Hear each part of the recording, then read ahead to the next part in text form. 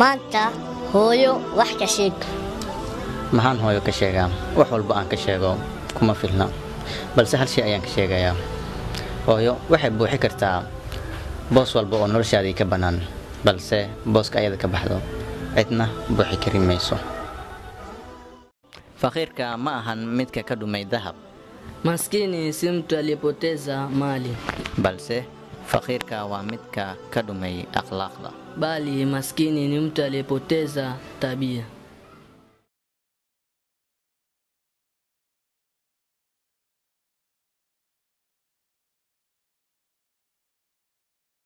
Jacaylka maxaa ka baratay? inaysan wanaagsaneen inaad qof jeclaato inta uu mudan yahay in ka badan, waayo haddii taas dhacdo asigana wuxuu kuugu dhaawacayaa inta aad xamili kartid in ka badan. dad qaar ayaa jira oo iska kaanacban yihiin. Kuna watu wanakuchukia, ma ahan inaad ayaga aad xumaysay, sio kwa sababu umewakosea, balse ma dhibaatoonaysid si ayaga ay rabaan, ila sababu huteseki kama wanavyotarajia.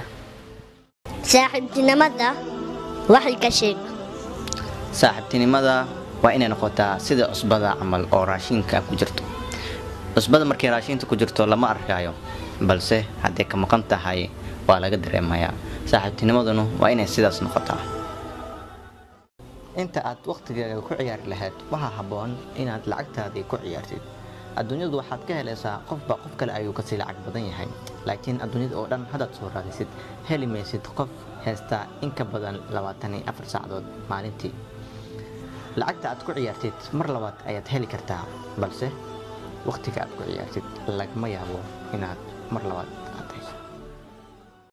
qofka ugu aqliga badan iyo qofka ugu doqonsan labadoodaba farqi weyn uma dhexeeyo, waayo qofka ugu aqliga badan qofna warka ma maqlaayo, sidoo kale qofka ugu doqonsanna asigana qofna warka ma qaato. 3 qofood oo dadka ka mid ah waa inaad noloshaada ka dheeraataa. qofka koowaad waa qof aanan qiimahaaga garanaynin, qofka labaadna waa qofka beenta badan, qofka saddexaadna waa qofka raba mar walba inaad hoostiis joogaatid, aanan marnaba kula rabin inaad horumar aad gaartid. noloshu waxay ku bilaabataa aadaan aan salaad lahayn, sidoo kalena waxay ku dhammaataa salaad aan aadaan lahayn. marka haddaad u fiirisid noloshaada dhan waxaa lagu soo koobay inta u dhaxayso aadaanka iyo salaada. inta u dhaxayso noloshaada dhan ayaa lagu soo koobay. marka ha isku moodin inaad haysatid waqti badan, waqtiga yar aad haysatid ka faa'iideyso. waxaan rabaa inaan idin su'aalo maanta, okay? si tartiib ah si degan su'aasha ka jawaaba. in lagu jeclaado iyo in laga cabsado midee baa u baahnaan lahayd iyo sababta u baahnaan lahayd commentiga hoos kusoo qora. hal shay xasuusnow, kuwa anaga naga mid ah marnaba ma naga tegayaan, iyo kuwa naga tega marnaba anaga ma naga mid ahayn. ma og tahay dhibaatada labadeena haysato?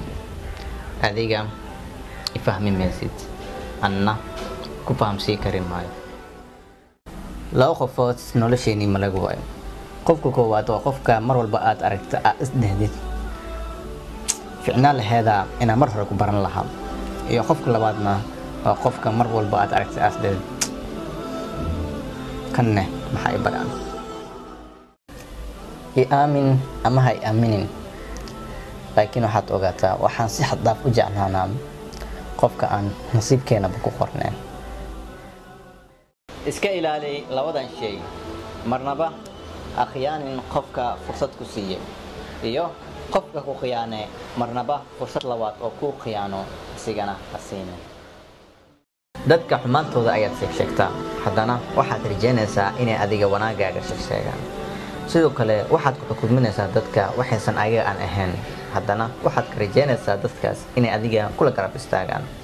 waxaad ilowsan tahay halkan waa adduunyo, adduunyadana waxay kugu soo celisaa waxaad adiga aad bixisay. dad qaar ayaa jira oo iska kaanacban yihiin. Kuna watu wanakuchukia, ma ahan inaad ayaga aad xumaysay, sio kwa sababu umewakosea, balse ma dhibaatoonaysid si ayaga ay rabaan, ila sababu huteseki kama wanavyotarajia. marnaba ha caroonin hadduu ilaahay subxaanahu wa tacaala aanan ducadaadii aqbalaynin isla markii aad ducaysatid kadib, balse waxaad ilaahay subxaanahu wa tacaala ku mahad celisaa aanan kugu iqaabaynin markaad dunuubta aad samaynaysid isla markaas. khiyaanada wax ka sheeg.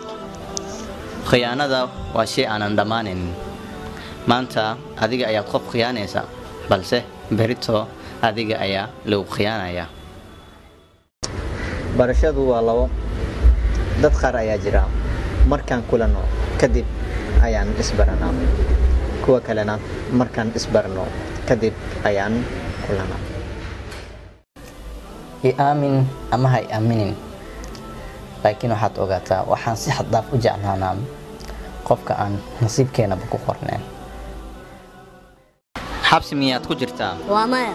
isbitaal miyaad ku jirtaa? waa maya. qabri miyaad ku jirtaa? waa maya. bas hadda ilaahay subxaanahu wa tacaala ku mahad celi, dhehna alxamdu lilah.